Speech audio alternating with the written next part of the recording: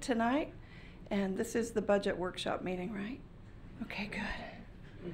Would you join me as I open us in prayer? Almighty God, everlasting Father, wonderful Counselor, Prince of Peace, I thank you for a city that wants your wisdom, Lord. And I thank you for the provision and the funding you've given this beautiful city of Port Orange, Florida. I pray for unity as everyone works on crafting a budget that will just bless the city, bless everyone in it and all who come and go from it. I thank you for the way Port Orange has developed over the decades and how it's a city shining on a hill now. So I pray you protect it. You bless the leaders, you protect them, protect the law enforcement and the first responders and all who work so hard for the city. Bless them. It's in the name of my Savior Jesus I pray. Amen. Amen. Thank you. Thank you. I pledge allegiance to the flag of the United States of America and to the republic for which it stands, one nation, under God, indivisible, with liberty and justice for all.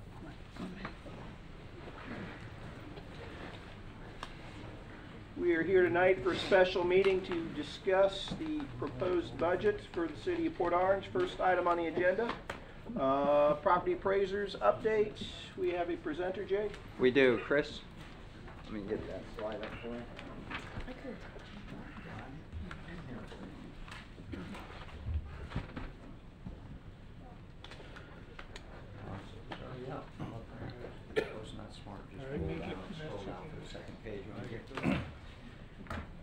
Good evening, Mr. Mayor, ladies and gentlemen of the council, members, guests. My name's Chris Flynn. I'm the district director for the property appraiser's office for District 3 that covers Port Orange.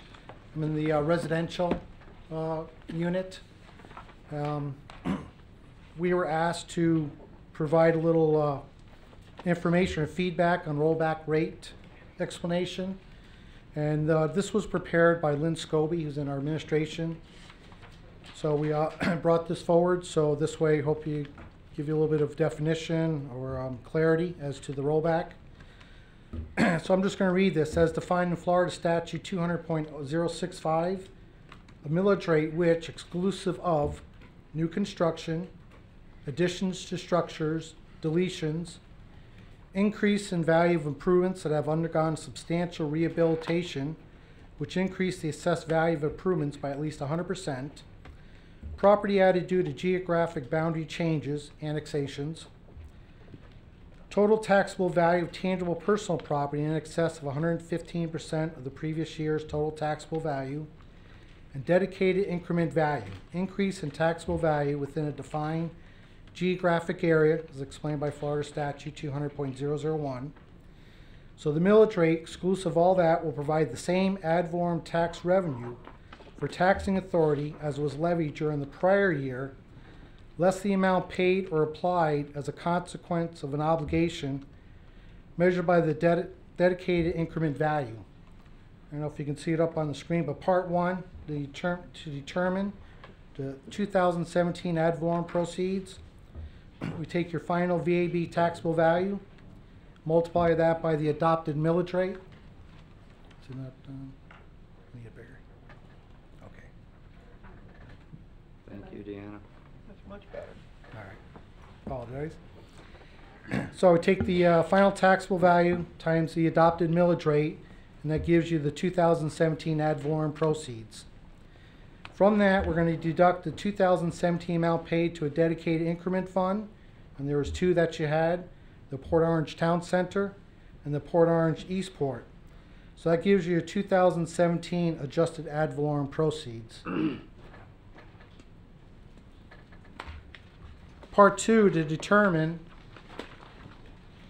the taxable value adjusted for exclusions listed above, we take the total taxable value less the first 5 exclusions we mentioned above, less the dedicated increment value, and over to the right, you'll see the breakdown of the increment value. That gives you your 2018 adjusted taxable value. So the 2017 adjusted ad valorem proceeds of $13 million $278,172 divided by the 2018 adjusted taxable value gives you your 2018 rollback rate, which is 4.2082. And then we also gave an example here when we're applying the rates in individual property. So this was an example of an individual property with a taxable rate of $100,000. Showing for the first column, 2017, the property's taxable value of $100,000. Now this is after all the exemptions have been deducted from the assessed value, so this is what you're actually paying on. Gave you the millage rate for 2017 and the tax dollars. The second column, the 2018 tax is at a rollback rate on $100,000. We have the millage rate, which shows you the tax dollars, and the changes from 2017 shows that's a 6.24% decrease from the 2017 taxes. The third column shows if you go with the proposed rate at $100,000 taxable value, the millage rate tells you what the taxable dollars is.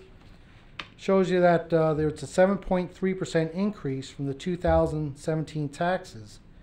But we also listed it down at the bottom. The proposed taxes is an increase of 14.44% over the rollback taxes of the $420.82. So just trying to give you a little bit of an explanation about rollback rate. As I tell everybody, I'm the value guy, I'm not the tax guy.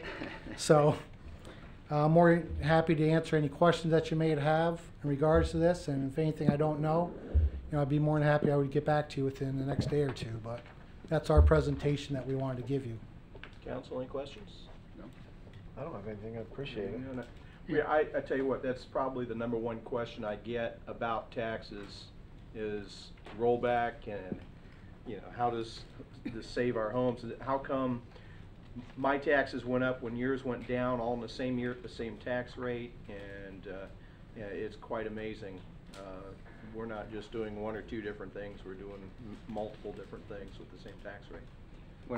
One of the reasons that I had a conversation with Larry and he thought Chris might be advantageous is every once in a while you hear people equate the rollback rate, which when we describe the max millage at 4.8 whatever it was just short of 15% above rollback, which in this $100,000 case, it only equates to 7.3% increase in taxes, not a 15% increase in taxes.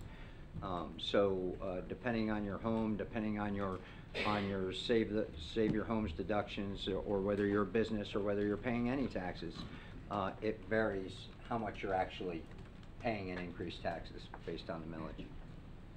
This was a question that was asked to me. I know in the city of Port Orange, depending on where you live, we have some residents in one hospital taxing authority district and some in a different hospital taxing authority district. Other than that particular matter, are there any other split taxing districts outside of the hospital that exist in the city of Port Orange? To the best of my knowledge, no, but all that information is available on our website. Okay. Again, when we get to the tax aspect, I'm the guy that does the valuing I got and you. the adjustments. Yep. Yeah. But we do have that information on our website. So. And maybe just real quickly for those that are watching, if you could touch on the homestead exemption and how that pertains to them on their notices, and also the Save Our Homes. If you could just briefly. Okay.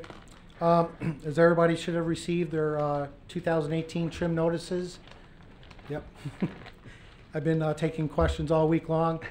The great thing about the homestead, when you look at it, everybody focuses on that $25,000 exemption off the school and up to the additional $25,000 for non-school based upon your value of over $50,000 to $75,000. That's a great feature. The second benefit that a lot of people don't look at is the cap on the assessed value. Because no matter what happens to your market value as far as it increasing, your assessed value can never go more than 3% or the consumer price index for the next year. So let's say you're in a neighborhood and you bought the house for $100,000 and you get your homestead. Next year, if your value goes up to $150,000, if your prior year was assessed at $100,000, it cannot go more than 103,000 for the assessed value. And the assessed value is the starting point to figure out what your taxable value is. So I mean, it's a great program if you qualify for it. We encourage everybody to look at our website. There are several other exemptions that are available, senior exemptions. There's a new military exemption. We also offer, the state of Florida also has agricultural exemptions. So we always encourage everybody, please look at our website, and then if you have questions, give us a call. If I'm not the person to talk to you about an exemption, we do have a records or an exemption department that will answer your question as best as they can. The agricultural department will do the same thing as far as any type of ag exemption. But do you guys, and I don't know, this may be a question maybe that would be best for someone else, but do you guys find that most people who do qualify for exemptions have filed the necessary paper and taken care of it, or is there a broad percentage who probably most do and have not? There's that small minority of folks that have been an owner for 3 or 4 years or so, and all of a sudden they're saying, yeah, I don't have that, and it's like, wow, why don't you? I've had people yell at me, and I said, well, we've got 300,000 properties in the county. Unfortunately, I can't contact you every time that someone's buying it. But one thing that we have striven for the last couple of years, I've been in the appraiser's office for 12 years. And every time that we make that call to someone who's bought a property, we always remind them, hey, is this going to be your homesteaded property? Well, why does it matter? Well, it matters because you may be able to save $700 to $800 right off the bat in your taxes. Plus the fact down the road, it's going to save you. Because when you're talking to your neighbor who's been there for 5 or 10 years, and their taxes are about $1,000 or $1,500 cheaper than you, and you come yelling at us, then we say, well, wait a minute. If the just value is the same, let's look at the assessed value, and that's where we find it. And I just find that once the taxpayer gets the information, they may not always like the answer that we give them, but at least they have the information, the guidelines that we have to go by, and life's pretty good after that. It's okay? Any other questions? Thank you for coming. All right, thanks very much. Appreciate it. Item 5, Thanks, Chris. discussion of tentative millage rate and budget for fiscal year 19. The fiscal year 2019 budget commences on October 1st, 2018 and continues through September 30th, 2019. The public hearing is now convened to discuss the millage rate and budget. We will begin the City of Port Orange Council discussion of the tentative millage necessary to fund the fiscal year 2019 tentative budget for the City of Port Orange, the Community Redevelopment Agency for Port Orange Town Center, and the Community Redevelopment Agency for Eastport Business Center. The tentative millage rate to be levied is 4.6288 mils per $1,000 of valuation and is a 9.99% increase in ad valorem tax revenues above the rollback rate. The rollback rate is 4.2084 mils per $1,000 evaluation. And it says here at this point I'm supposed to ask the city manager to comment on the increase in millage over the rollback rate and specific purposes for the increase. Mr. Manager, before you comment on that, Mayor, just a point of note, the presentation that was just given, he indicated a rollback rate of 4.2082, and we have listed 4.2084. It's a marginal difference. Yeah, but just... Ours is in accordance with our notices. Okay, And, all right. and we'll figure out the difference, but we've been at 4.2084, and that's what we reported, so. Okay. Jake? Yes, sir. Yes, good. So, ladies, we're good for now, all right? Mayor, Vice Mayor, and Council, tonight we present to you the budget for the FY19, including all funds. For the public record, I'd like to recap our work to date for those that may not have been tracking our progress throughout the year. As agreed to back in May by Council, we presented a base budget in July that was built on the following assumptions. A millage rate that was the same as last year, well, this fiscal year, 4.4881. Fiscal year 19 estimated operating costs would include known CPI increases in the existing level of service to our citizens. A full year of accounting of last year's partial year budgeted items, mostly those personnel people that we hired part year and funded part year.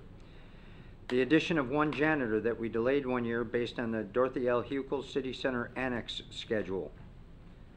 The addition of 1 police officer that was deferred from the requested number last year. Personnel costs associated with the union CBAs agreed to last year, the raises, as well as civil service. With Council's concurrence, a base budget presented in July did not include any fund balance for CIP or general fund revenue augmentation in an effort to restore our fund balance in accordance with Council fund balance guidelines. We continued to adjust revenue estimated throughout the summer and refined the budget during the entire planning process. In multiple workshops, we discussed a la carte items and decided at the last meeting to include the following items going into the first reading. This is from the a la carte list. An ADA transition plan, 2 police officers in January, evidence technician, which was downgraded from an evidence manager, a crime analyst, 4 firefighters, 1 in October, 3 in December. Overtime for transport, which has subsequently been adjusted. Market compression, which has subsequently been adjusted. A GIS tech, which actually decreased the general fund pressure. And a part-time to full-time reclass of a custodian for Parks and Recreation. Additionally, staff decreased the compression, as mentioned above, below $75,000. You'll see that in Tracy's spreadsheet later. We removed the special election budget line from the clerk's budget, made an above average revenue estimate for the transport, deducted life insurance costs from the fire chief, police chief, and city manager who do not utilize life insurance with the city, as well as updated the cost of the mowing contract upon signature of the contract for the city facility that was less than budgeted. This base budget plus the tentatively approved a la carte items bring the total millage rate to 4.6288, which is 9.99% over the rollback rate of 4.2084 mil. At this time, staff is standing by to hear Council's comment and direction on the tentative proposal. We thank you all for your direction and your partnership in working with this budget. Thank you. Council comments. Why don't we start with you, Chase? Not too much. You know, we battled it out quite a bit. I still remain opposed to the increase. I would have been minimal to a partial increase to handle the promises we made to staff. I do want to take care of our staff. I want to take care of our salaries and increase those as best as possible. But again, I'm here to represent the people I hear from, and the overwhelming majority, unsolicited, reaching out to me is a consistent urging to stop raising my taxes. That is what I hear. I don't hear them asking for more services. I don't hear them asking to do above and beyond what we're doing right now. Continue to ask for high quality service, of course. But the overwhelming and constant theme that I hear when I speak to people is stop raising my taxes, period. So that is where I'll continue to push for, and I know the major bulk of this has to do with fire transport, and I know we have people that are adamantly and admirably pushing for that. But again, that is one of those specific issues that I hear specifically from far more people than actually do want it, that say we do not want it, we do not need it, we don't want to pay for it. So those are the people that I'll be voting on behalf of tonight. That's it, Mayor. Thank you. Bob? My remarks parallel what my colleague has just stated. We need to keep our growth in our taxes to a level that's affordable. There's very few people in this community that are getting a 10% increase. We continue to do these types of increases. We will soon price Port Orange outside of people's pocketbooks. We have a lot of people in town that don't make a lot of money. We have a lot of seniors on fixed income. And the more we do of this, of increases such as 10%, the harder and harder we make their lives. And more importantly for this community, the more people we drive out of this community and make it unable to be lived in. I had agreed, and this was a good year, because if you look at the rollback rate, there was, due to new growth, there was considerable money here to pay for some additions in our budget. We did not need to go beyond that, but we have. The fire ambulance is one of the main reasons why. Port Orange is having a difficult time meeting its own needs. We don't need to be subsidizing the county of Volusia. Fire ambulance is the county's responsibility, and if it's not meeting its responsibility, that needs to be addressed, not Port Orange putting on ambulances. And I've made that very strong. In the beginning of the budget, I told them, I made it very clear, and that's what this budget's based on. I wanted to see a sustainability budget, and that is the same services we were providing last year with contractual agreements such as insurance increases and agreed upon rate increases for our employees. So which you can go back and see that's the basis of it. However, we cannot afford the additional items we have now tagged onto the budget. So I stand same way as I said throughout the thing. I've been pretty consistent. We can't afford it. I won't vote for it. Scott? Well, I agree with Chase and Bob on some of their comments. I think that Chase put it right when he said that a lot of the residents continue to ask for high quality services. And so, Chase, you and I would definitely agree with that. I guess maybe the disagreement is how do we get there and how do we sustain it, and how do we make sure we're not falling from that. You know, I think that everybody that sits up on the dais brings value and good perspective. We all represent everybody in the entire city, regardless of what district, tag, and title is affixed to us. But we do live in different districts, and so we may, you know, we have different ears, I guess, from time to time around the community, and all of our districts are definitely somewhat different in layout and geographic locations.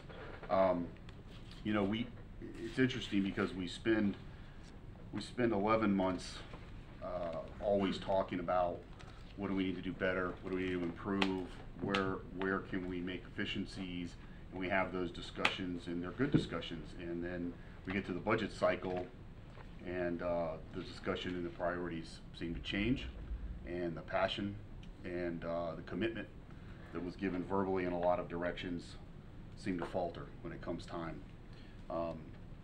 You know, I make no apologies of my passion for this city. I love my city. I selfishly, I want Port Orange to always be the greatest city in Volusia County. I'll never back away from that.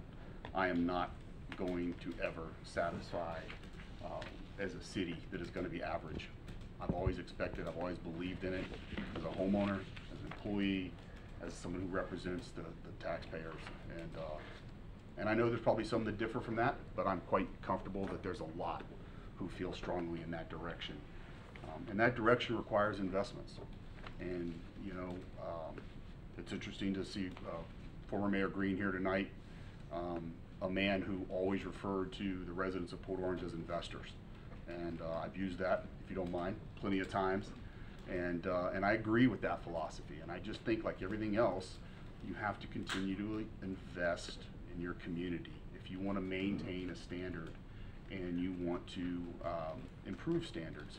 And I think that what's going on in our city now is we've grown a lot. You know, we're up over 60,000 residents now.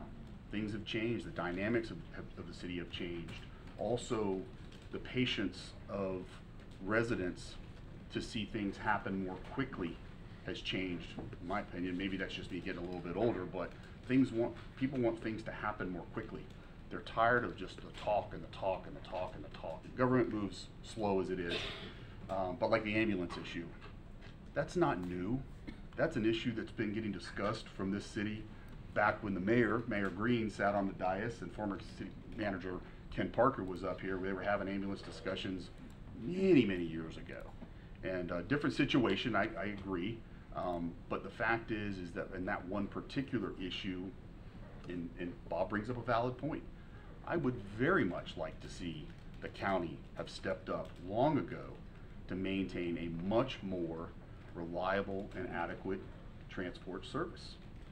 They just haven't, and there's no indication that they're going to do that. One of the county commissioners yesterday tried to encourage other commissioners to at least adopt a minimum set of standards and metrics that they could evaluate their own program on, and it fell on deaf ears. That is not an indication to me of another government entity that's really truly going to be proactive in correcting the concerns that we have. Too many instances that I've heard about over the last few years.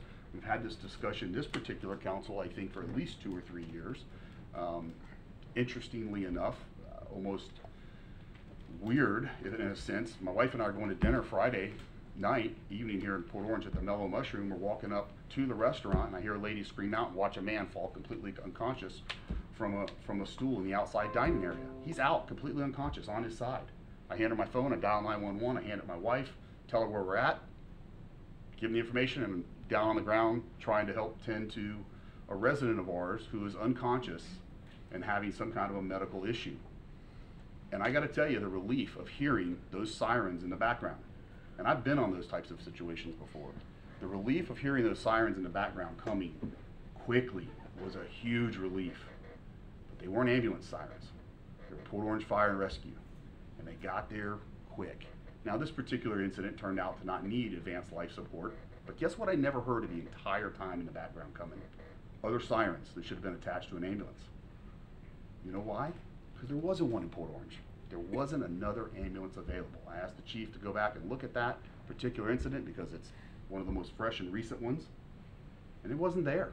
And there was a resident on the ground before my very own eyes Friday night who in all likelihood could have needed that transport, and it wasn't coming. We've got a problem in Volusia County with ambulance services. And I don't want to just make this night all about that particular one issue, but several other cities have had to do what we're having to do now. Right, wrong, or indifferent, you still have to put public safety #1 for your community. We are the ones who can make that happen and better that. Is it going to be the answer? Nope, I don't think it is. I think the system we've got in Volusia County is archaic. It needs to evolve. I know that to get that evolved, it's going to have to happen over time, and this is a start. So I just think that, you know, we as a dais, I think we're all very passionate about our residents. I also think that there are times when the elected body has to make very hard decisions. Not popular ones. The popular ones are easy. Those are usually 5-0. But they got to make hard decisions too. We've all had to make them. Prior councils have had to make them. What I try to look for is timing. Try to make the hardest decision when it's the best time and the least impactful for our residents. That timing for a lot of these things, fortunately for us, it's now. It certainly will not be next year. And it certainly can't kick a lot of these cans down the road indefinitely. But the timing is good right now for us to make some of these decisions. Overall, many of our residents will actually see a decrease on their tax bill. We've got quite a few residents who don't pay anything in property taxes whatsoever, and many more next year that will all likely be joining that particular group. So, you know, timing is a part of this for me in the decision-making process as well. Yes, the city tax portion of your bill will see an increase, but there are other portions that balance that out, and I've taken that into account as well, as I believe we should. There's a lot of different authorities when you look at your tax bill that pays into the actual dollar. I know we talk about percentages. I look at everything in real dollars. What are you writing the check for, or what is your mortgage company sending in on the check? They don't write a check and say it's 7.4%. They write a check in for an actual dollar amount. So I look at those dollar amounts, and those mean a lot to me. And I think that it's a reasonable increase. Most residents are probably looking somewhere, if it's an increase at all, probably less than $15 a year $1 a month. And for the type and the quality of services that we strive to provide here in Port Orange, I think it's very, very well worth it. And lastly, I'll just say that I also think it's important for us to geographically look at a broader picture of how we as a city compare to the rest of the county. We compare very well, and we will continue to compare very well. There are at least 11 other municipalities that are also having to increase property taxes this year. This is not a Port Orange thing. I know everybody wants to make it that, it's not. There are 11 other municipalities at least that are looking to increase property taxes this year. Currently, we are 14th lowest in millage in the county, and per capita what you actually pay out. And even with this increase, we will still stay about 14th lowest in Volusia County. So you get a great bang for your buck. You get great value. You get excellent services, and I think that is something we need to continue to do in the city of Port Orange. Drew? Thank you for that dissertation. That was very good, Scott. And I'm glad you mentioned a few things, because I'm going to follow up with that. But our #1 responsibility up here on this dais is #1 core responsibility is public safety. That's also the biggest part of our budget, and pretty much every municipality's budget is public safety related. It's our responsibility to take care of our citizens, our visitors, or you know, whoever is here. It's our responsibility to provide services to them and take care of them. #1 responsibility. So I actually brought my trim notice, and I'm going to share.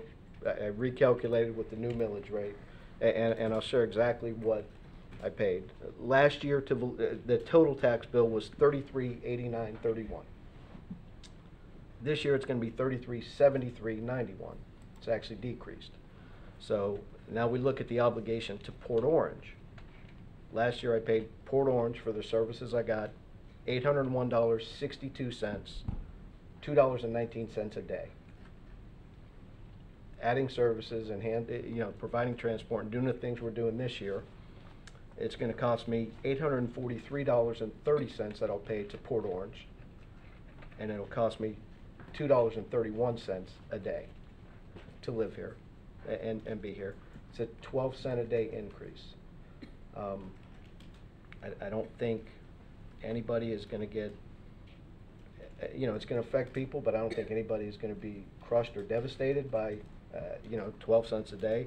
My taxable value is for after the homestead exemption is $171,365, and like I said, my obligation to Port Orange at the 4.2688 is going to be $843.30. I think that's a terrific bargain for what I get living here. Again, public safety being #1, I look at it and just think how blessed we are to live here, and even with an increase, we're still, what would you say, 14th lowest 14th out of 17. So we're going to sit right around 13th or 14th lowest again. And yeah, these are hard decisions. Anytime you pass an increase on 1%, 4%, 6%, whatever the final number is, it's difficult to do that. But when people become accustomed to services and we're responsible to provide those services, we try to do it at the department heads and the city manager. We all try to do it at the most reasonable cost, but we still have to provide the services at the end of the day. And I just think what we're doing is the right thing, and I still believe it's a total bargain to be able to live in Port Orange for basically $2.31 a day for the Port Orange services that I get. For me, I just wanted to point out a couple of things. In years past, we've always been able to rely on, in part for the budget, fund equity. Whatever our excess is at the end of the year, and we're rolling into fiscal year 19, we take a look at the fiscal year 17 overage, and we've always been able to allot that. This year we don't have that luxury, and usually it's quite a bit of money. And That has to do with the fact we are below our reserves requirement that we've established.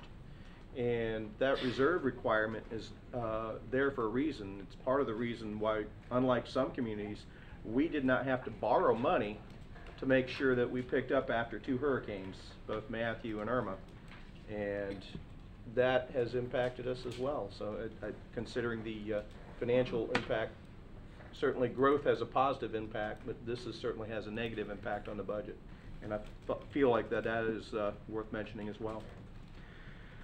At this time, the council will hear comments from the public on either the millage rate or the budget or both. Who's first? Come on, stranger.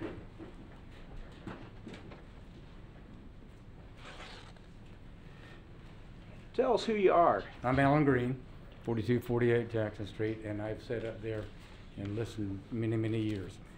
It is a tough decision. I don't know if you were there, Bob, whenever we were presented with an opportunity to get out of the police business and out of the fire department. Remember that when they came here?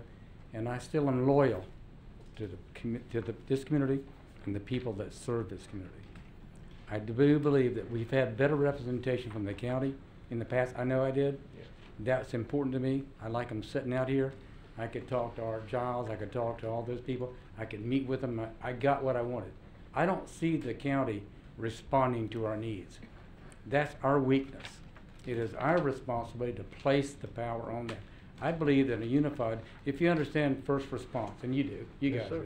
If you're not careful, you are now taking your equipment out of the city and you're waiting for that thing. Over the years, you know, I've listened to people, Bergman, I've listened to the other guy who had evac. I don't know if you ever, Mike Mellon, if you ever had an opportunity to watch him work and how they did it, how they roll those ambulances, because it's unified and over this thing. And it's not, it's an investment in this equipment today, but you don't own anything. You got to think about where you're going to be in 5 years from now if you do this. You've got to have a future, and it's responsibility, and it's tough. There's no question. Everybody wants something, and it's a difficulty. And you're right, it's an investment. It's an investment, and we've done a great job. We have had great leadership. We've got where we want to go. But just a couple things, nickel and dime things add up. We waive impact fees to generate growth. Wrong. I voted against it. I'm still against it. You don't do that thing. We waive permits for roof blown off. They got it back in insurance. We waived the money. We waive money for a different thing. Don't do that. Be consistent. They're little nickels and dimes, but they add up over time. Whether we waive it for food trucks, that wasn't what it was for. This, I believe that it's our responsibility to force the county to provide the services that we pay for. I don't believe that we should be getting into this business. And that's my belief. I know we've did it before. I think that is a tough. I remember when we talked about, Bob, were you there when we talked about putting medics on motorcycles so they could get through the traffic? You look at the traffic out there now, and I don't know if one of our medical people wants to be on a motorcycle, but how do you even get to it in these road systems? When the county can give away millions of dollars to other facilities such as Brown & Brown and all that, and that is ridiculous. My money went there, and they built that housing up there, and the next thing you have is low-income housing. And you've done a good job of maintaining the quality of the product. Don't deviate from that. You've done a good job, and just catch the hell and eat it up. All right, thanks. Thank you, Mayor. Who's next? Come on, Mark. Sorry in advance, guys. Mark Dickinson, 667 Herbert Street. So all of you want to provide a raise to the city for the expense of taxpayers. I'm going to give you my side of the story of it for customer service-wise. It's gone on for a long time here. I've had code enforcement search my backyard unlawfully. I've had fake calls from a gentleman, Mr. Vieira, that tried to get my business shut down here. This is going back a few years, but I'm just going to give you the advance on it here. I had a police officer threatening to arrest me because my wife was recording him while we were documenting some of the issues of our neighborhood when my neighbor was bothering me to no end. Might have remembered that. Let's see here. I was also refused to allow to sign charges for stalking with elements when all the elements were there for stalking against my neighbor for all of this stuff while we were remodeling our house. When I email questions in, or when I email into some of the people here, instead of trying to help resolve a problem what happens is I get a long, drawn-out email about this is exactly why this is it. Specifically the traffic on Herbert Street. That it's a particular type of corridor, and this is the way the traffic is on here, and there's not much we can do. The next thing is that I have here that it took 1 year to clean up the bike path on Herbert Street. I was hit by a car near the railroad tracks. The mirror just clipped my arm. It took 1 year to get that straightened out right there. I don't know why. I emailed in, especially another thing was the pothole that was on Nova Road. I emailed in about, I don't know what, 3 months before for Bike Week. I do think it got fixed after Bike Week. So another thing that has to do with the county, when we start raising taxes, you got to expect better customer service and better quality. Even the county, when I asked them for the backyard because the mosquitoes are just out of control out there, when there's so much stuff from debris, it takes them a year because they don't have funding. I know that's the county and city, it's different there. We've gone through that. I even asked for help just recently with zoning to find out what my property was when I walked into planning and zoning up there. You could tell the disgust on her face when I walked in because it was 3:45 and I was asking what her property is on. So if you guys are going to ask for raises, you got to tell everybody in the city, be a little bit more courteous to your people, train them better. Like I said, from my wife holding a cell phone, getting threatened to be arrested because I was recording it. They don't know the law apparently. I wish they would have been writing a check, unfortunately, but you don't need to do that. You got to train these people better. You got to make sure that if you are giving them raises through our taxes, that they're doing better trained, and so on and so forth. I don't approve of the excess taxes. I've already got it. I'm up to $2,000 for Herbert Street taxes now, and think about it wisely, especially the ambulance. If you guys are going to accept that responsibility and you're going to create a program that allows tracking when the county fails and then you guys fail, it's going to come out of the city's checkbook because you have something in place there, and now the liability lies on the city with that. I'm going to let this 5 minutes here. I hope I never get threatened to be arrested again for recording. Thank you. Thank you, Mark. Who's next? Come on. Hi. Hello. My name is Mary Wilson, 5237 Isabel. I have been a citizen of this beautiful city on and off since 1976. I've watched her grow, and I feel like we're all a family here. Now, as far as the fire and the ambulance response, in March of this year, I almost lost my mother. If it wasn't because of the fire department and the ambulance, she would not be alive today. Their response is impeccable. Anytime I've ever called the police for a problem, which doesn't happen in Port Orange very often, they're right there. I live here because I choose to live here. It's a safe community. I've raised my children here. We're all a family here. I'm not opposed to paying 12 cents extra a day. I don't go to Starbucks because they're too expensive, but I will pay that extra tax for my safety and my family's safety, and I consider every citizen in this city of Port Orange my family. So, I mean, I know a lot of people are against the taxes, but if you put it to them like, would you rather have a 10-minute response or a 5-minute response? When I'm dying, I want 5. And I'll pay for it because I pay to live here because it's safe. And I hope we continue to be that safe because we can live anywhere we want in this wonderful country. I choose Port Orange because of the people and the safety and the response. And I can tell you right now, the fire department has numerous times helped my mother with the utmost care, no matter what her mental status was. And to them, highest respect. That's a difficult situation. So thank you for hearing me, and I hope that we continue to be the best city that I've ever lived in. Thank you. Who's next? Come on up, Chief. Good evening, Mayor, Council. Tom Weber, 6092 Sable Hammock Circle. And I'd just like to take a few minutes to first off say I support your tax increase. My taxes are going down. I looked at my trim notice, and my overall bill's going down. So it's not an increase. Bottom line is you're improving services. I'm going to make a couple points real quick. One that, so you understand, is I am the National Director for the Insurance Services Office Community Hazard Mitigation Program, now in my new life. And my program is responsible for your public protection classification, your building code effectiveness grading schedule, and your FEMA community rating schedule. So all those things that you get graded on, You can turn to me. So if you want to get better, call me and I'll help you. All right. Now, one thing that no one's realized is in 2008, probably 2007, 2008, when we opened Station 75 out on Town West Boulevard, we eliminated a fire company. That is hurting the fire department.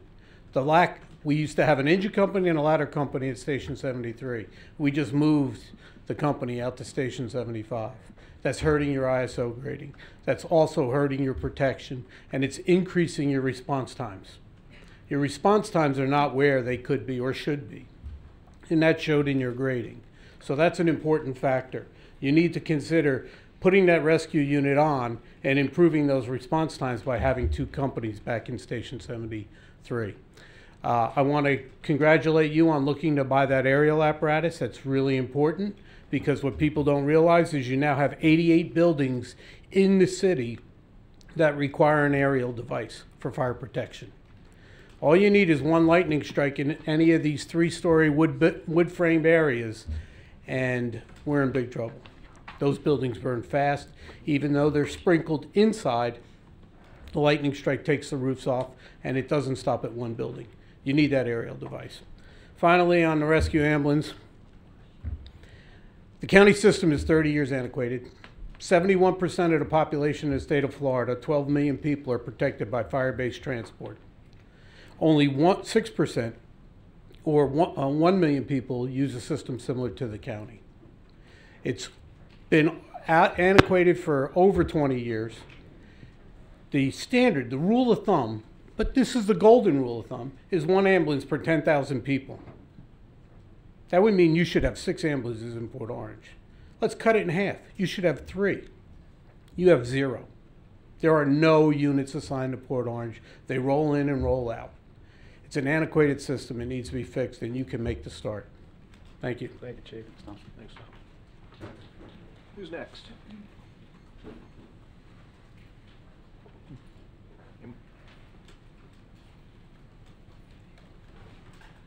Afternoon. My name is Tim Jackson. I live on Chickadee Drive. I'm here in Port Orange. I've lived here for the past 17 plus years. I've grown up here. I have a family with 2 kids. And when listening to you guys talk about your ambulances and fire rescue needs, I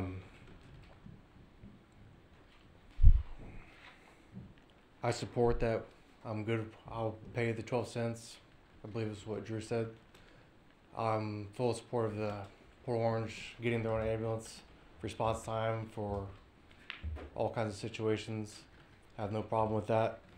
As he just said, we don't have any ambulances assigned to this area. They come in and out, they're gone. We need something that's in the city, that stays in the city, that's dedicated to the residents of Port Orange and their needs for first responders and their care.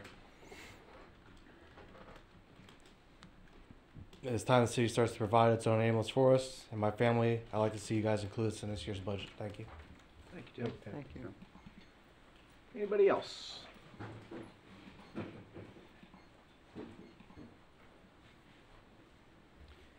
Hello, I'm William Ward, and I live on 6190 Shoreline Drive in Port Orange, and I guess I'm an old-timer. I've been there for 28 years. We moved originally from Ormond Beach, primarily because it was affordable here. We were raising a young family, as has been mentioned by some of our other speakers. And now I'm an old-timer, and we're looking at the prospect of living on a fixed income in the not too far distant future, God willing. And I think it's probably bad on me that this is the first opportunity I've had to even be at a city meeting in 28 years.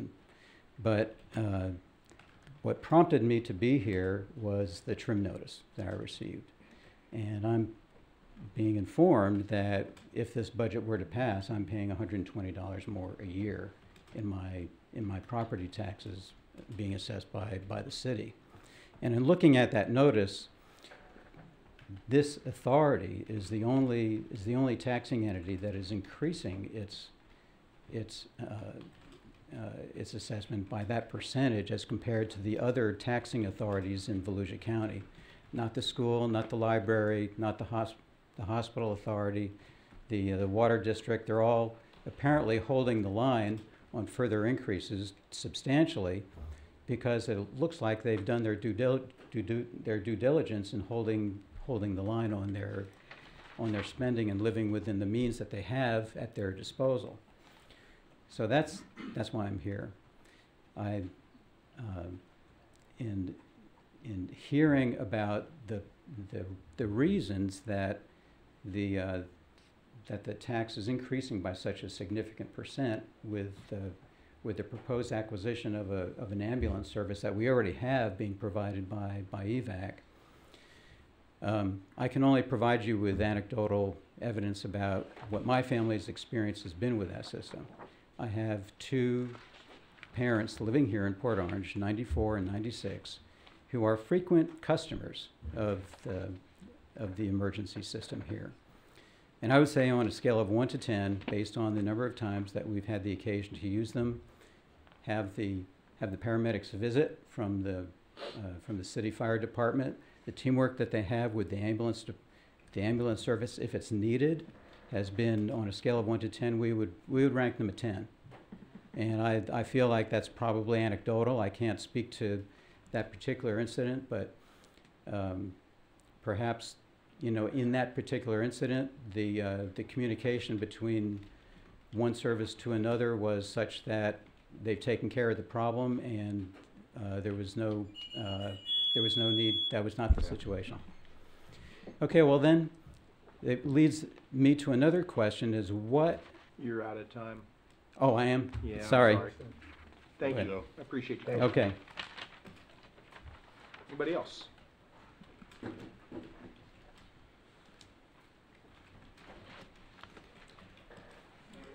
My name is Ted Noftel. I live on Chickadee Drive.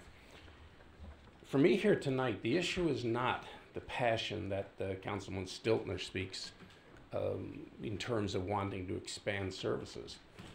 It's how did you proceed with this budget review? For example, did you review the whole budget, or did you spend all of your time focused on a half dozen pieces of eye candy? Police and fire, 61% of general fund, $25 million. 10% of 25 million, if you could find it, is $2.5 million. 1% is $250,000. Now, I would answer my own question that you didn't examine the whole budget, and that is scandalous that the whole budget is not examined. We're 25 days away from the end of the fiscal year. If I were to ask the question tonight, where do we stand in this year's finance? Are we ahead? Are we running a surplus, a deficit? Where are we? You can't answer it. It can't be answered here tonight, and I'll tell you why. City maintains 2 sets of books. One for you and us, the common fodder, and the one that's audited by the CPAs at the end of the year.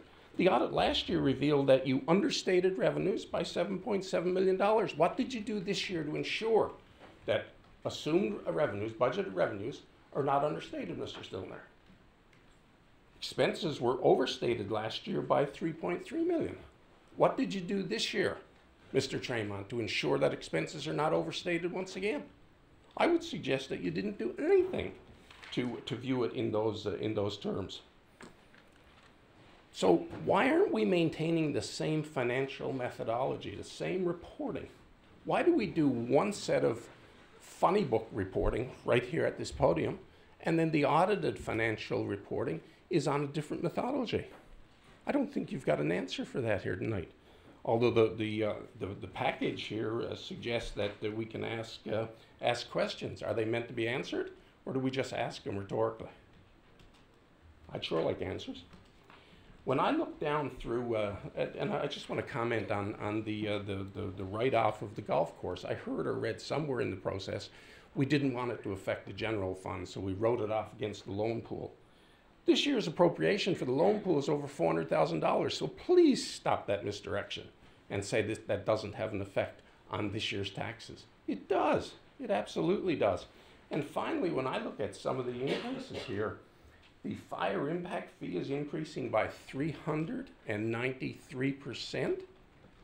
Come on, that's unconscionable, guys. Just because you can dovetail that into a 9.9 overall percent increase, that's still obscene. The recreational impact fee increasing by 231%. This doesn't speak well, gentlemen, for you exercising properly the fiduciary responsibility you have to the taxpayers. Thank you. Thank you. Thank you. Anybody else? Who else?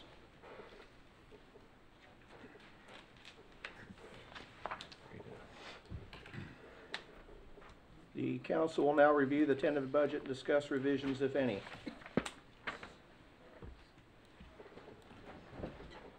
I don't have any recommendations on revision, just a couple comments that came to mind while we were hearing from some of the residents there. I guess the one gentleman maybe already left, but one of the concerns that I think needs to be made sure it's clearly understood is that this is not meant to supplement I'm speaking largely about the us adding our own ambulance availability. That's not meant to supplement funds to the county. That is supplementing the service that the county is not providing adequately. And his comments in terms of what. Pull your mic closer. There you go. Is that better? His comments in terms of his experiences and having those ambulances and services available when they need them, that's great. I hope that's the case for everybody. The reality of it is that that's not occurring consistently enough, and the amount of times and instances that we're seeing are increasing where ambulance service is not readily available in our city. It's just the facts. There are many, many times I have gone in and I have met with the fire chief. I have sat down, I have watched the Force Watch program in real time, unannounced, and you can look and see many, many, many, many times there is not an ambulance available. Many times, had it not been for the fact that cities like Edgewater, New Smyrna, South Daytona, Ponce Inlet have already taken those proactive initiatives ahead of time and established ambulances in their communities, we've been fortunate. We've been blessed that they've done that. I can't even imagine what some of those scenarios would have looked like had those cities not been able to send their apparatus into our city to transport our residents. And yeah, I know, like Mayor Green mentioned, there are going to be times when our ambulance is going to need to leave the city of Port Orange to aid those other cities. I got to be honest with you, I'm okay with that right now. That's not what I'd like to see in the distant future.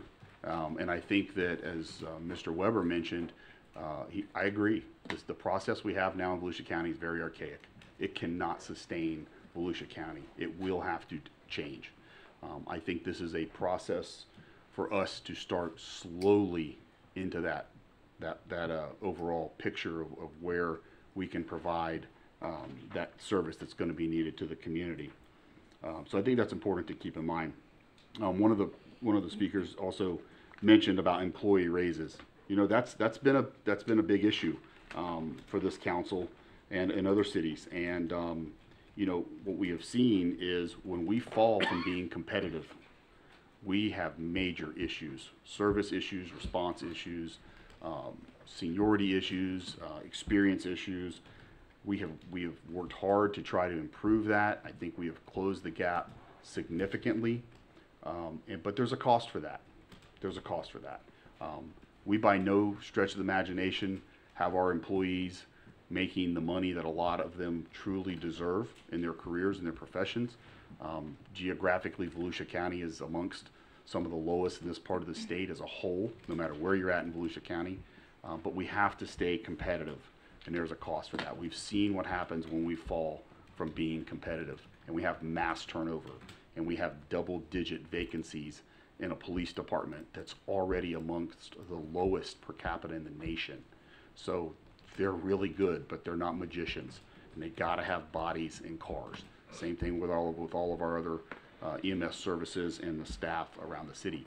There was a note also mentioned, a notation about, I think Mr. Dixon talked about it, and he's right. This is not a cure-all fix for everything that's going on in our city. I've got residents that are calling me frequently because the sidewalks in front of their homes are busted up and in total disrepair that we don't have the funding for, and the funding's not there to take care of all those things now, because for years that funding was wiped clean and those infrastructure needs were not being maintained. So there will be additional needs that we'll still have to find ways to try to meet those in the future. Good for now. Is that it? Mhm. Anybody else on comments? Go ahead. Yeah, I'd like to clarify, in behalf of the county, at least in Port Orange, and I brought the data here, the county's response time for ambulances meets national standards. Okay? The question is, do we want, as a city, to demand higher than national standards? And that is the issue here. It's not that they're not doing the proper job. It's just not a superb job. It's like they're getting a C or a B, they're not getting an A. Number two, our system is, in many ways, a very conservative, you want to call it archaic system, because we have two response teams responding to emergency, and that is the fire department gets there, generally first, sometimes evacs first, sometimes the fire department's first, but we have two teams responding. And what happens is if the ambulance is slow, the team from the city stabilizes the patient. And as I've been told by the medical director for the county, what's important is that the patient gets stabilized. So I don't want anyone here to think that this is a discussion about people's lives being needlessly and recklessly risked. It is really a discussion about how good a service we want to provide. And realize that at the better service we provide in one area, the poorer service we're going to provide in another area, because it's a zero-sum game in budgeting. We have one of the smallest per capita police departments in the country. We have all sorts of needs in terms of roads and everything else, and it's a difficult game. And the other thing is, Chase and I live in parts of the city where our residents really need, and by the way, the discussions we've heard on 12 cents a day is only for those lucky enough to have lived here a long time, got in, save our properties early, and because those that haven't, my neighbor who doesn't have protection, his property taxes are 4 times higher than mine. And a large portion of it is the thing. God help our businesses. I don't know how we're going to get businesses to locate here. They are assuming a greater and greater proportion. Rental properties. You don't think when the rental owner gets his bill jammed up, because he pays the full freight. And the full freight is not only the increase provided by the city, but the proportion they have to make up the amount that Save Our Homes and all the other things is not getting from regular residents, so they're going to do it. And next year we're really going to get a whack, because we're going to have an additional, if you all are not educated enough to vote against the additional $25,000 exemption, we're going to get hit again. So buckle up for that one. So we really need to be conservative in our spending. And I'll tell you, we're not being conservative in our spending. We're spending where we don't absolutely need to be. And I think that's my only concern.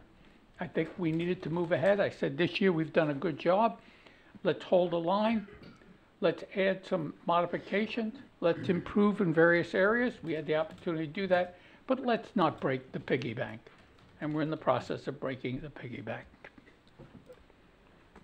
Okay. Don, I have a couple comments in response to that.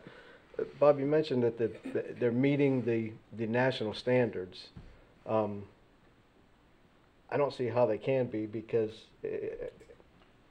you grade them a B or a C, and almost every day there's no ambulances available for. Let me finish. There's almost no ambulances available for Port Orange. that's unacceptable. So I don't want to hear that they're meeting a national standards for response times. Add in the times that they don't come, or it takes 30 minutes for the unit to get there from the original call, not the one that was dispatched second or third or was diverted. So it's unacceptable to have no ambulances available for our citizens. And some of the landlords that you were speaking of own 15 or 20 homes in Port Orange, and they're going to buy more. They're going to buy more rental property in Port Orange because they can get a lot of money for the rentals. So, you know, if you own 15 or 20 homes, yeah, tax increase, you don't have homestead on them. I get it. But they have 15 or 20 homes, and they're not selling them. They're buying more rentals. So I just respectfully disagree with, you know, the way you stated it, and I'm not okay with no ambulances being available in the city. It's not okay, and I'm not going to wait for the county to take care of our citizens. We're going to do it. I brought the data. No one disagreed with it. That was the data the county provided. Right. Yeah. I brought the data here. We discussed it. You know, I don't know what I more I can disagree do. with it. Well, we did disagree with it, Bob, because what you're defining as a response time is when the ambulance is available and then told to respond. The 15, 20 minutes that there is no ambulance is not calculated into No, it that. was the That's a- county's that's- calculation. yeah, that's It's a- not, that's a big that contention, wasn't Bob. Bob's. No, but I'm No, saying that the was the data, county. I the get data it. given to him by the county, I that's have where not. that data comes from. I have not found that to be true, but if you can bring me the facts on that, I'll be certainly willing to change my mind. Okay. And I don't think anybody's changing their mind tonight, Yep. except maybe me, we'll see. With that, resolution number 18-29. Mr. Mayor, we have to recess for the CRA.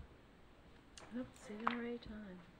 We have to do the CRA Yes, sir. right Yes, sir. now before, Let's do it quick. How it's can not we? 6:30 or after. Well, I think we're after. So how It'll can be we? after an hour from now, too. Thank you. I don't know if anybody's here for any of those meetings Yeah, nobody's here. anyways, but Toludo's not here, and Donadio is not here yet.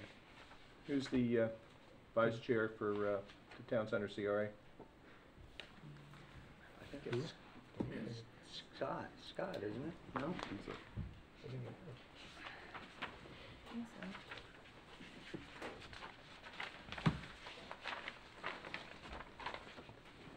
so do we recess?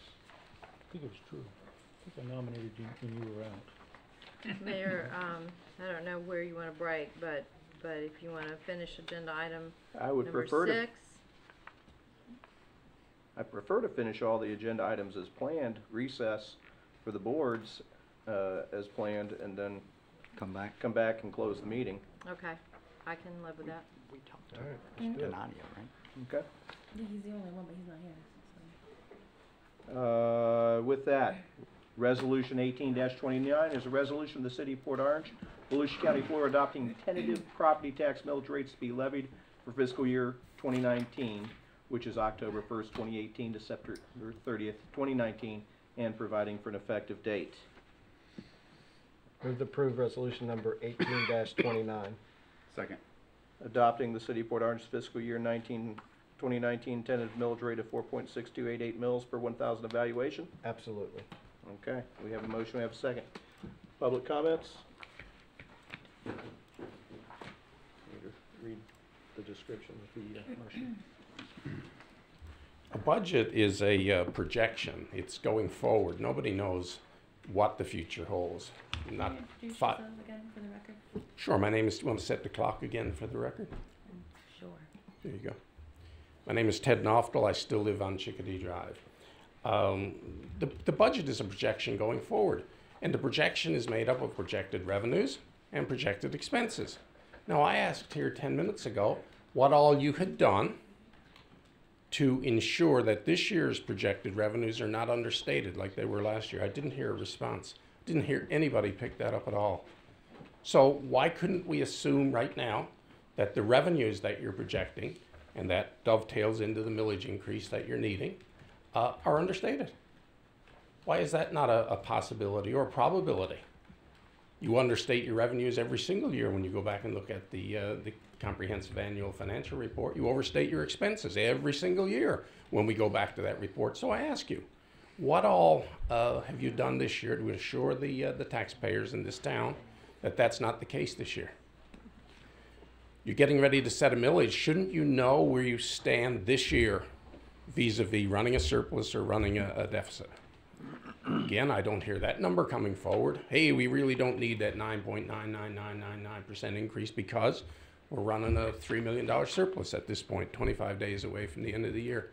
No one's going to touch that with a 10-foot pole. Government is a perfect inefficiency machine. The more you put in, the less you get out. Now, when did ambulances get to be a problem here in this town? When was there ambulance stationed here? I live in countryside, and the little Circle K gas station, for years and years and years, every time I'd go to work in the morning, go home in the evening, there'd be an ambulance just sitting there. Again, it was quasi-private in those days. The minute we make it government, now all of a sudden we got shortages galore. Well, of course we do. Government is an inefficiency machine. So why don't you look to those type solutions instead of just looking to always and forever increase taxes on people? Thank you. Anybody else? Marianne Wilson, 5237 Isabel. I just have one comment basically, and I mean no disrespect at all, but I don't live in an average community. I live in an exemplary community, and I'd like to keep it that way. I don't care about national averages. I care about my city. So I think the national averages shouldn't even be in the equation. Thank you very much. Thanks, Mayor. Anybody else? There being none, call the roll. Councilman Ford? No. Councilman Tramont? No. Councilman Bastian? Yes. Vice Mayor Stiltner? Yes. Mayor Burnett? Yes, 3-2. Brings us to resolution number 1830. Resolution of the City Council of the City of Port Orange, Volusia County, Florida, adopting the tentative operating budget for fiscal year October 1, 2018 through September 30th, 2019 for the City of Port Orange, setting forth anticipated sources of revenue in the estimated amount of $102,461,288, setting forth expenditures in an equivalent amount, providing for an appropriation and procedures, and providing for an effective date. Motion to approve resolution number 18-30, adopting City of Port Orange fiscal year 2019 tentative operating budget. May I have a second? I'll second it. We have a motion and a second. Anyone else like to speak to this? Come on. You should sit closer.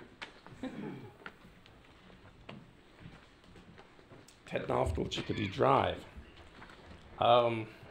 I'd like you to explain to the public here what you did different this year in approving the new fire engine purchase than what you did 3 or 4 years ago when you bought the last fire engine. I think it was $700,000, $600,000 expenditure in those days, and you all approved it.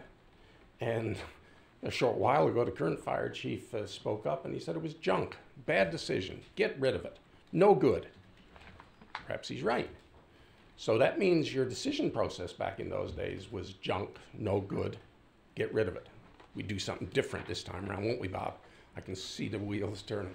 Tell me, what did you do different this year on this year's analysis? Because now you're approving the aerial or whatever it's called. I think it's $900,000 perhaps.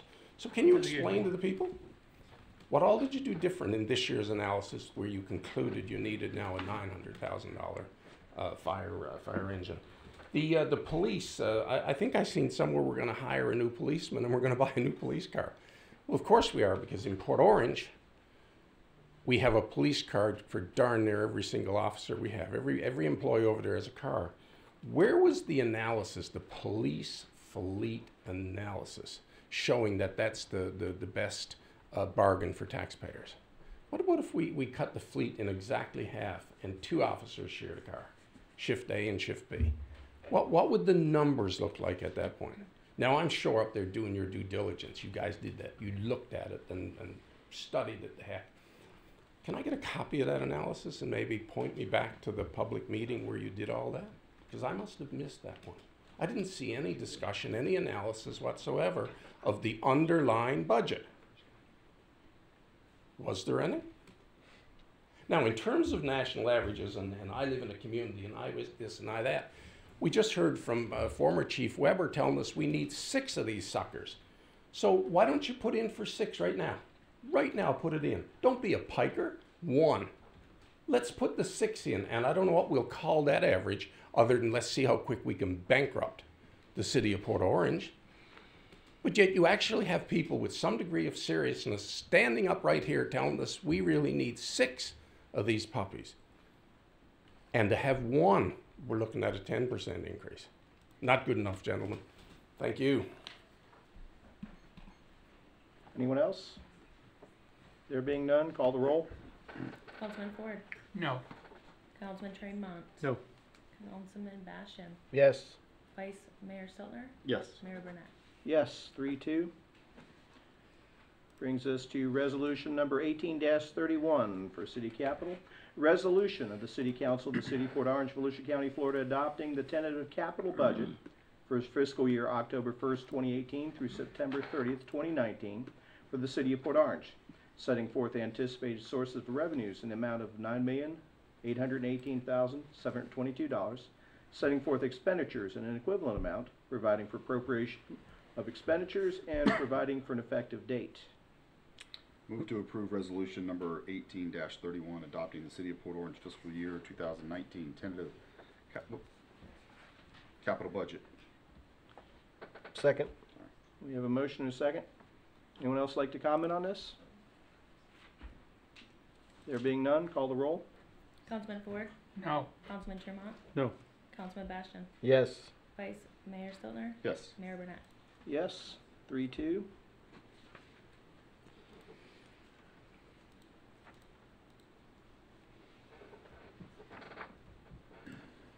Item 9 is resolution for Town Center Millage. Resolution for the City of Council of the City of Port Orange, Florida, Volusia County, Florida, adopting the tentative property tax millage rate to be levied for the Town Center Tax Increment District for fiscal year 2019, which is October 1st, 2018 to September 30th of 2019, and providing for an effective date.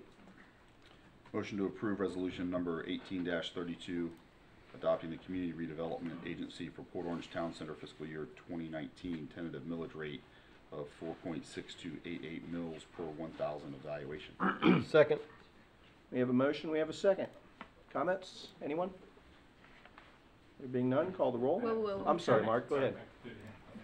Mark Dickinson, 667 Herbert Street. While I was just going over my numbers there, if you don't mind if I asked Councilman Bastian what his total was to live in the city per day? At the proposed rate, the millage rate we just adopted, $2.31. Mine's $5.47. I'll say your tax, are you only counting the obligation of Port Orange? I'm just talking about what my total is to live here in the city, including the county. Just passing on. I had the house since 2008, so. Do you have homestead exemption? Partial. We're working on that. But do you have it full for the for prior tax year? I don't know because there was a glitch in the county software. I'm not too sure yet, but that's it. Thank you. Thank you, Mark. Anybody else? There being none, call the roll. Councilman Ford. No. Councilman Tramont. No. Councilman Bastian. Yes. Vice Mayor Stiltner. Yes. Mayor Burnett. Yes, 3-2. Item 10 is resolution number 18-33 for Town Center operating budget.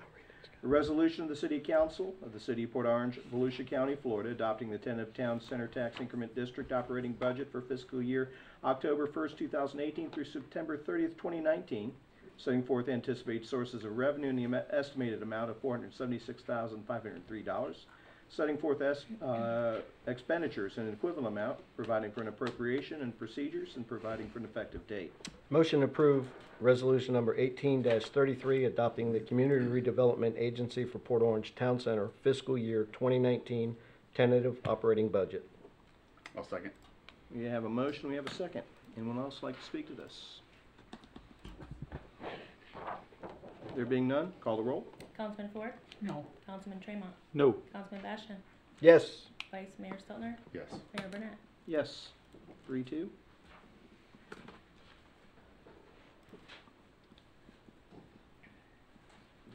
Item 11 is the resolution 18-34 for the Eastport CRA millage.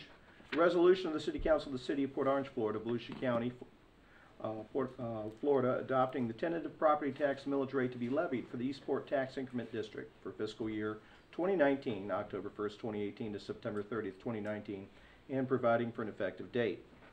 Motion to approve resolution number 18-34, adopting the Community Redevelopment Agency for Eastport Business Center fiscal year 2019 tentative millage rate of 4.6288 mils per 1,000 of valuation.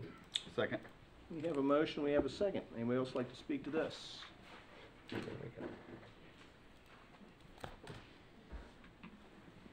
Ted Knopfel, Chickadee Drive. Mayor and Council, I own commercial property in the Eastport area. I'm curious, do any of you own any commercial property in Eastport? Nope. Do any of you own any commercial property within the city of Port Orange? No, I do not. Well, it's wonderful. I thank you for the lecture I get here repeatedly on what we need to be doing with the costs that you're putting on business owners here in this town. And there's no sheltering whatsoever on commercial property. And boy, you guys really need to have a greater appreciation before you sit up there and impose taxes on something of which you know nothing about. That's wrong. It's just flat out wrong. Thank you. Anyone else like to speak to this? If not, call the roll. Councilman Ford, No. Councilman Tramont, No. Councilman Bastian, Yes. Vice Mayor Stiltner, Yes. Mayor Burnett. Yes, 3-2.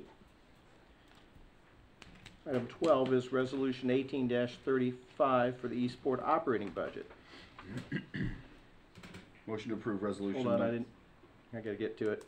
You gotta get to all I'm glad you're ready, believe me. You gotta get to all the I good stuff. had to click back. Easy. Resolution of the City Easy, Council, City Drew. of Port Orange, Florida, Volusia County, Florida, adopting the tentative Eastport Tax Increment District operating budget for fiscal year October 1, 2018 through September 30, 2019, setting forth anticipated sources of revenue in the estimated amount of $207,733, setting forth expenditures in an equivalent amount, providing for appropriation and procedures, and providing for an effective date. Motion to approve resolution number 18-35, adopting the Community Redevelopment Agency for Eastport Business Center fiscal year 2019 tentative operating budget. Second. We have a motion, we have a second. Anyone else like to speak to this? There being none, call the roll. Councilman Ford, No. Councilman Tramont, No. Councilman Bastian, Yes. Vice Mayor Stiltner, Yes. Mayor Burnett. Yes, 3-2. At this point in time, council will stand in a... Let's go Oh, I ahead gotta and do the read the announcements. announcement? Right. You want me to do it right now or when we come Let's back? go ahead and do it now. Okay. At this point, I would like to request a motion to direct the city clerk to publish an advertisement providing notice to the City of Port Orange City Council's intent to adopt the final millage rate and final operating and capital budget for the City of Port Orange, the Community Redevelopment Agency for Port Orange Town Center, and the Community Redevelopment Agency for Eastport Business Center, complying with the budget summary requirements by law. So moved. Second. We have a motion, have a second. All in favor signify by saying aye. Aye. All opposed? Opposed.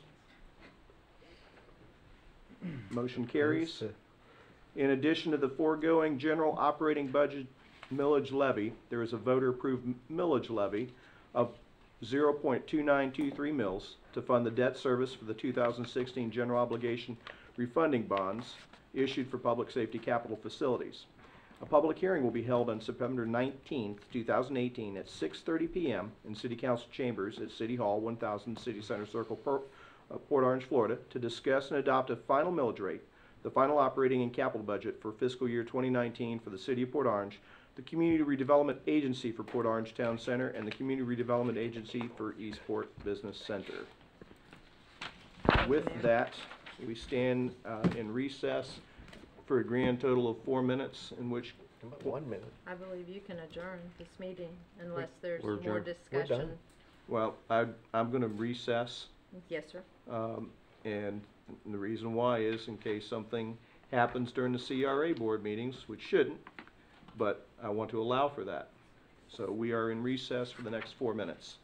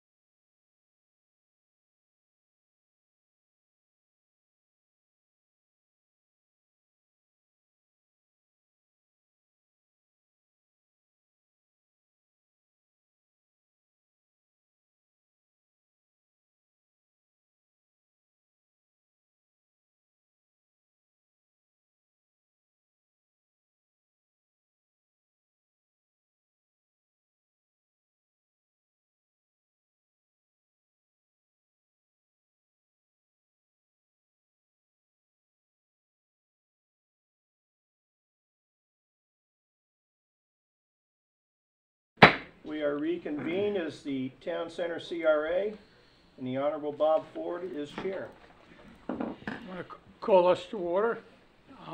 Roll call. All right, Councilman Tramont. Here. Councilman Bastian. Here. Councilman Ford. Here. Vice Mayor Stiltner. Here. Mayor Burnette. Here. Okay. We have to approve the minutes from March 20th, 2018. So moved. Second. Do I have a second? Everyone in favor, please vote for aye. Aye. Okay. The minutes stand approved.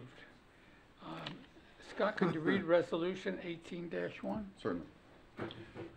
Resolution of the Community Redevelopment Agency for Port Orange Town Center, Volusia County, Florida, adopting the tentative Town Center Tax Increment District operating budget for fiscal year October 1st, 2018 through September 30th, 2019, setting forth anticipated sources of revenue in the estimated amount of $476,503, setting forth expenditures in an equivalent amount, providing for amendments, providing for appropriation and procedures, and providing an effective date.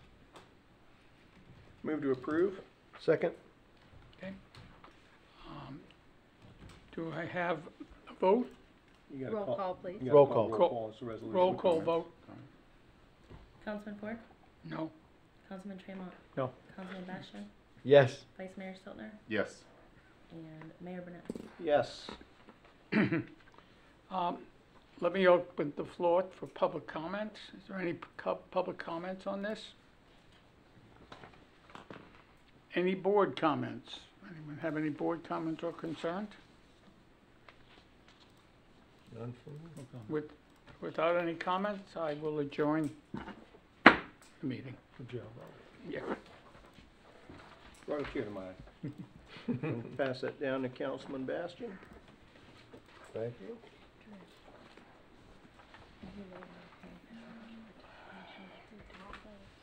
Okay. All right, we're gonna. Give me 2 Let- seconds. Okay. I had to get a new recording up. Call us to order. Waiting? Ran out of tape. Come on. Had to turn the cassette around. All right, you're Okay. All right, we're gonna call the So Eastport 90s. Business Center Community Redevelopment Agency meeting to order. Can we have a roll call, please? Yes. Councilman Ford? Here. Councilman Tramont? Here. Councilman Bastian? Here? Vice Mayor Stiltner? Here. Mayor Burnett? Here? And Raymond Donadio? He's absent. Ray's absent, and so, first, discussion item is the approval of minutes from the March 20th, 2018 meeting. Can I have a motion to approve? Motion to approve the meeting, the minutes. I'll second. Second. Have a motion and a second. Approval signify by saying aye. Aye. Any opposed? Okay, so that passes. Next is going to be resolution number, let me open this one,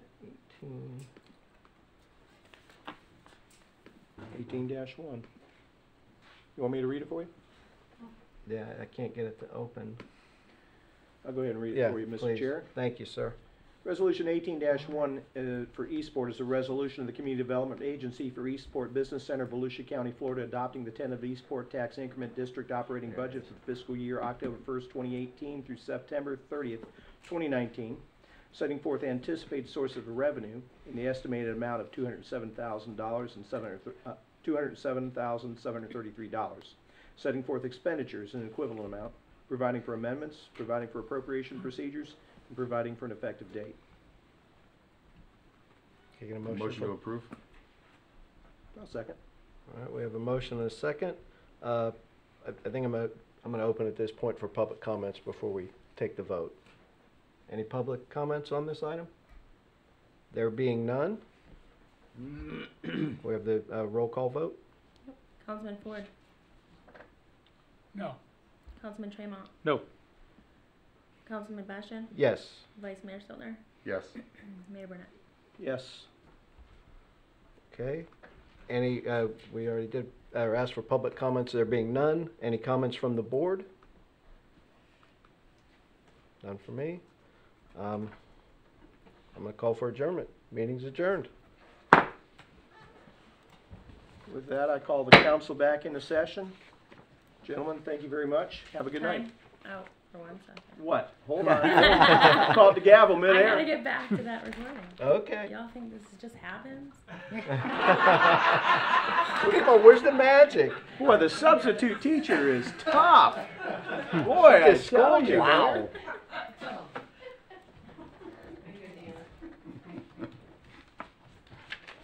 Guys, we're serious can't about adult the today forearm either. coming off the dais. Man, when does Robin come back? 5 minutes ago, I was thinking, boy, Robin can take all the time she needs, but. Oh, that's why. Hold on. Sorry. It's a reel to reel. We got to read. I'm not working that too. Susan, you can go. I did this to Tracy once a couple months ago, 3 years ago.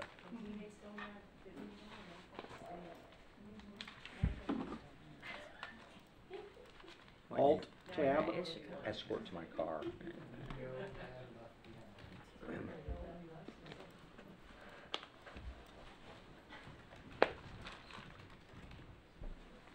Okay.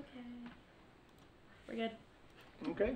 In Mayor? that case, we're back I- as council. Any final comments? I have one. I would like to personally thank my department heads and the finance department, Tracy, Lisa, Nadia, and our new addition, Tammy, who left, for everything they've done to get us to this point with the first reading. And we all look forward to getting to second reading and moving on. We appreciate all the support and all the, I said partnership earlier, but all the help that council has given us to help get us to where we are today. So I appreciate all y'all's help and council's help. Thank you very much. Thank you, Jake. Thank you. Let me just finish that by saying, I think we all know that we are not in unanimity on the budget or the millage rate, but I think we are all in unanimity when we say that we trust staff to carry out whatever it is that they're instructed to carry out with this budget and their jobs to the fullest and best of their abilities, as I know they can and as I know they do. We have every faith in you that you're going to give us. Chief Fuston, I think you've got the largest monkey on your back to a ton of bricks to produce, because yours is the part that's going to have the most changes in it, and we expect positive results, and we are positive one way or the other you'll be sharing whatever those are with us. Thank you. Have a good night.